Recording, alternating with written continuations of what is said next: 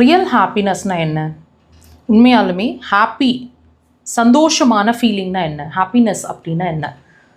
இது வரைக்கும் நம்ம செய்யணும் லைஃப்பில் வந்து நான் இது எப்படியாவது ஒரு முறையாவது செய்யணும், அதுதான் என்னோட ரொம்ப பெரிய சந்தோஷமாக இருக்கும்.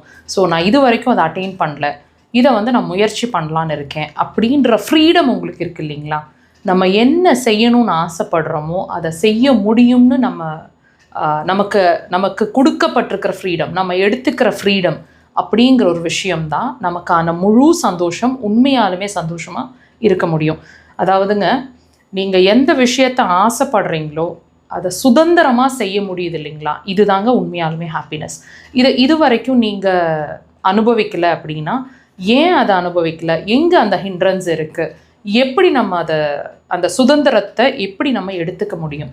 ஸோ இதை வந்து தயவு செய்து யோசிங்க.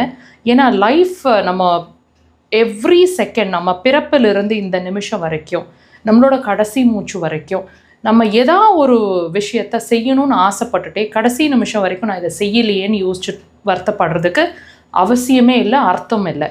ஸோ தயவு செய்து அந்த ஃப்ரீடம், அந்த உணர்வு வந்து உங்கள் கையில் தான் இருக்குது. அந்த ஃப்ரீடம் உங்கள் கையில் தான் இருக்குது. ஸோ தயவு செய்து அதை எடுத்துக்கிறதும் உங்கள் கையில் தான் இருக்குது. எடுத்துக்கிட்டு அதுக்கான முயற்சிகளை ஈடுபடுங்க. இந்த பிறப்புக்கான பலன், ஹாப்பினஸ்ஸை அனுபவிங்க.